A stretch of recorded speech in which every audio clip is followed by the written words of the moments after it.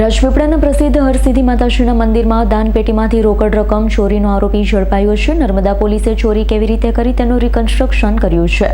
દાનપેટી ચોરીનો આરોપી પોલીસે ઝડપી પાડ્યો છે. રાજપીપળાના પ્રસિદ્ધ હરસિદ્ધિ માતાજીના મંદિરમાં થયેલ ચોરીનો ભેદ એલસીબી નર્મદા પોલીસે ઉકેલ્યો છે. રાજપીપળા હરસિદ્ધિ મંદિરમાં દાનપેટીમાંથી રોકડ રકમની ચોરીની પોલીસ મથકમાં ફરિયાદ નોંધાઈ હતી, જેનું દાનપેટી ચોરીનો આરોપી ઝડપાયો છે.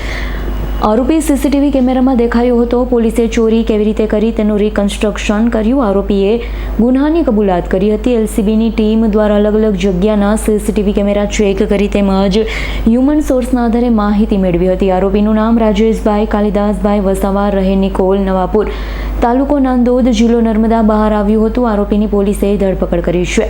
દીપક જગતાપનો રિપોર્ટ, S9 ન્યૂઝ, રાજપીપળા.